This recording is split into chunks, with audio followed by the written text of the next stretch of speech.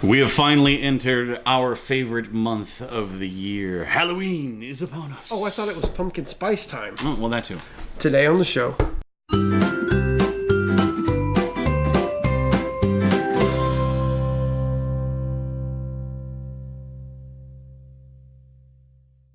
Good morning, scallywags! October is finally upon us. There's a chill in the air, but we don't just mean the temperature outside. That's right, we mean pumpkin spice.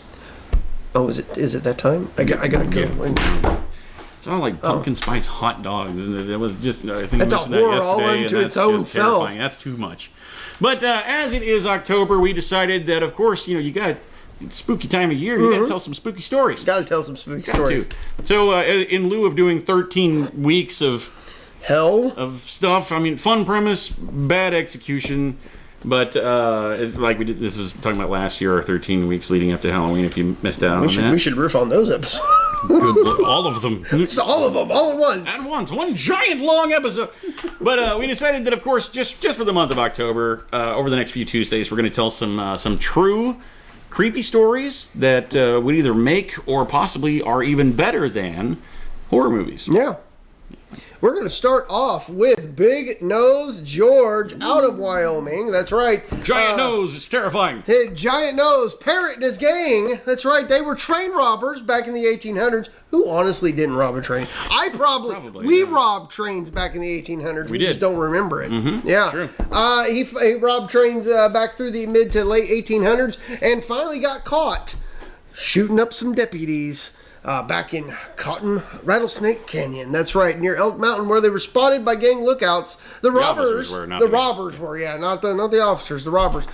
They thought they were going to be sneaky. They stamped out their campfires, but lo and behold, those officers had a nose for things, and they knew they're still warm. They're close by. Well, they got shot. They were ambushed. Yep. The gang took each man's weapon and one of their horses before covering up their bodies and fleeing the area.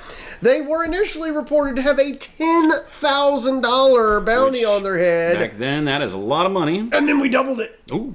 Yeah, we doubled it. $20,000 in the 1800s. I could do the math for you due to inflation, but that's going to be quite a chunk of change. It would come up to a lot. A lot. That's right. Yeah. Finally, in the late February of 1879, Big Nose George and his cohorts were caught around Miles City, Montana. That's right. They committed another crime in Miles City, Montana. That's right. They robbed the U.S. military. Mm-hmm. Ooh, how about that? The gang donned masks and stationed themselves at the bottom of a coulee on the trail. The gang then first surprised and captured the lead element of the soldiers. How bad are soldiers back in the 1800s? Well, now, this particular convoy was comprised of, let's see, where was it again? It was, they had approximately... They were 15 soldiers, 2 officers, an ambulance, and a wagon. Yes, was to collect payroll. As they were coming up on the coulee, there was basically a 5-mile plateau. So the soldiers, the ambulance, the wagon, they all became strung out. So there were large gaps in between them all, which was the perfect opportunity for the gang to swoop in and take care of business. That's right, and they did. They got away with $3,600 or $14,000, depending upon who you talk to. It was one or the other, a little bit or quite a bit. Little known fact: these there. military people were actually going to Custer's Last Stand. Well, I don't know if that's true, but it worked out about as good. Yeah, didn't it? Finally, in 1880, following the robbery of Khan and his men, the Khan! Can't pass that up. Big Nose George Parrott and his second, Charlie Burris, or Dutch Charlie as he was known, were arrested in Miles City by 2 local deputies, Lem Wilson and Fred Schmeisel. Schmeisel? I have a Schmeisel infection. Schmeisels. Lemon Fred. Yeah, Lemon Fred. There we go. Big Nose and Charlie got drunk and boasted of killing the 2 Wyoming lawmen, thus identifying themselves as men with a price on their head.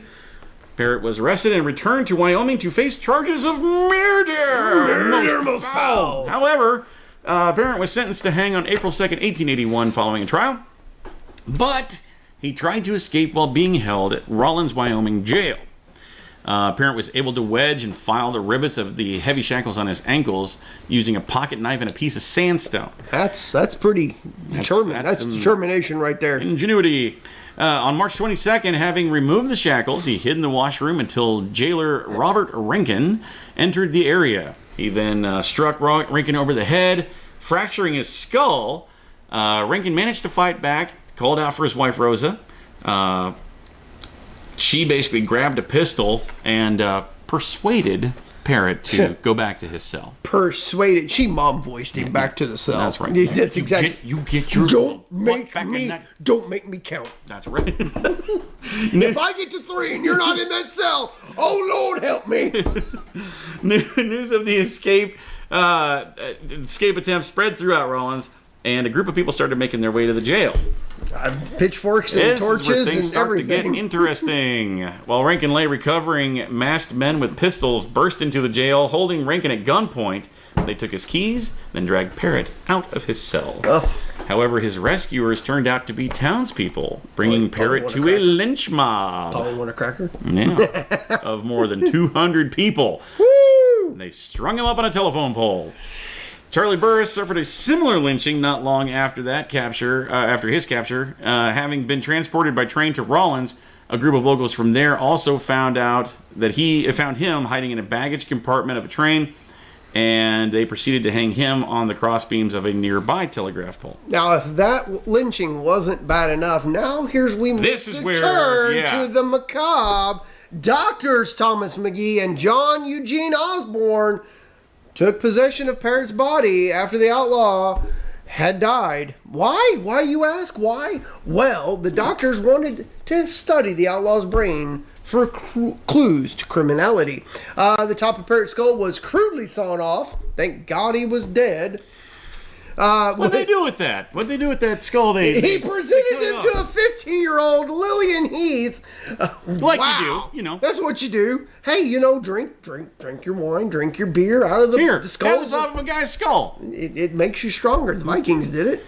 She was a medical assistant to McGee. And I wanted to get you a little gift for Christmas. Here you go. You're such a good assistant. I got you something a little special here. She would actually go on to become the first female doctor in Wyoming. Said to have used the cap of the skull as an ashtray, a pen holder, and a doorstop at different points in time. Whew, now here's where it gets good. Oh, yeah. Yeah, here's where you see it. The death mask was created of Parrott's face, and the skin from his thighs and chest was removed. Now, on the death mask here, the rope that had hung him kind of started making its way up and actually tore his ears off. So the death mask has no ears. And it gets a little more gruesome. At first, they tried to bury him. But his nose, we call him Big Nose George. I mean, you see the picture there. His nose was so big that they couldn't close the coffin. They had to break it to shut the coffin. And to break it and nail it shut.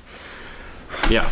But back to what we did with the rest of him. Oh, the skin, including the dead man's nipples, was sent to a tannery in Denver, where it was made into a pair of shoes. It was also into a medical bag, and they were kept by Osborne, who wore the shoes to his inaugural ball after being elected the first Democratic.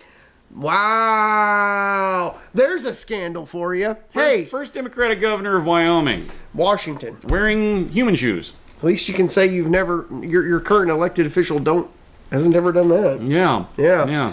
Parrott's dismembered body was stored in a whiskey barrel filled with a salt solution for a year while other experiments were conducted until finally he was buried in the yard behind McGee's office. Yeah. Wow. Now, from there, he kind of faded into history until May 11th of 1950. So quite a long time passes. When construction workers unearthed a whiskey barrel filled with bones while working on the Rollins National Bank on Cedar Street in Rollins. Inside the barrel was a skull with the top sawed off, not sewn off, a bottle of vegetable compound, and the shoes said to have been made from Parrott's thigh flesh. He buried the shoes with him. Put them all in this big barrel. I don't need you anymore. You're done with me, son. Yeah, Dr. Lillian Heath, then in her 80s, was contacted, and her skull cap was sent to the scene. It was found to fit the skull and the barrel perfectly, and DNA testing later confirmed that the remains were those of Big Nose George. And she was later sentenced to life in prison. She was dead by that point. Today, the shoes made from the skin of Big Nose George are on permanent display at the Carbon County Museum in Rollins. I want to go. Together with the bottom part of the outlaw's skull, not the cap, just the bottom part, the rest of it. Together with the earless death mask, the shackles that were used during the hanging of the outlaw, as well as the skull cap, are on show at the Union Pacific Museum in Omaha, Nebraska. Much closer. We can go to that. The medicine bag, however, has never been found. Legends surround Big Nose George, including one that claims he was a member of Butch Cassidy's gang. Cassidy, however, would only have been 14 at the time of death, so the theory has been ruled out. There's also speculations that he ran with the Jameses brothers, with the flame of this rumor fanned by George himself during a pre-trial interview in 1880. Big Nose stated that his outlaw friend Frank McKinney had claimed to be Frank James. He also told investigators of another member, Sim Jan. Sim Jan was a gang leader leading to. I had to pause because I thought I read that wrong. But no, I didn't. It really is Sim Jan. Yeah. Leading to wild rumors that Frank and Sim were the infamous James brothers, Frank and Jesse. If my name was Sim Jan, I'd probably go by Jesse too. Yep, I would. However, it's genuinely agreed that Parrott was more of a run-of-the-mill horse thief and highwayman himself.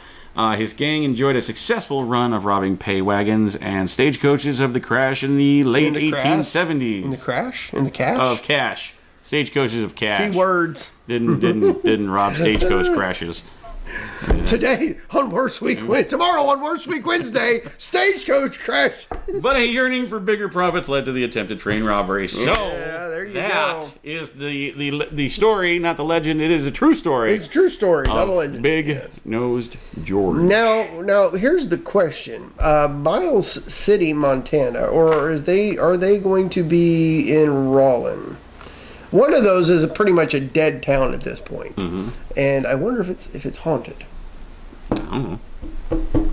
Ghost. I know if my skin was taken off and used to make shoes in a bag, I'd probably be pretty angry. Stick around and move some things and yeah.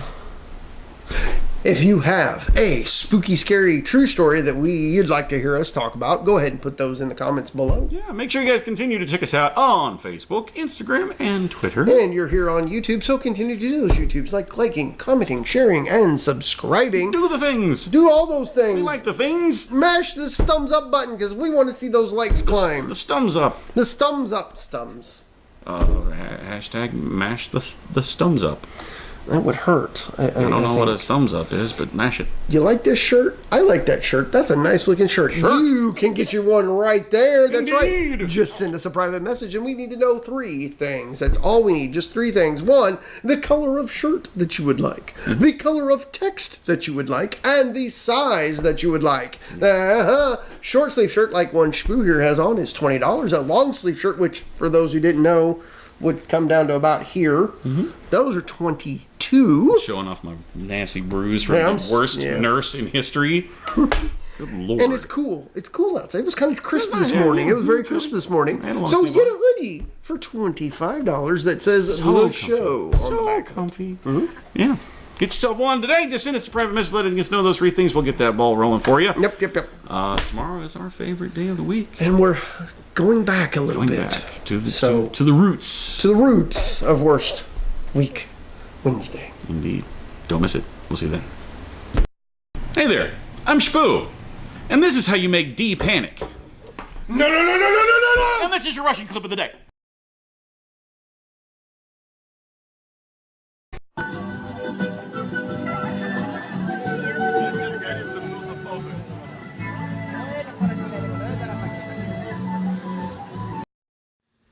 Hey guys, thanks for watching that video. We hope you enjoyed it. Yeah, and if you liked what you see, go ahead and click on our faces to go ahead and subscribe to get all of our Monday through Friday stuff. Indeed, and here's a couple of links down below that you can follow to watch more shows like it.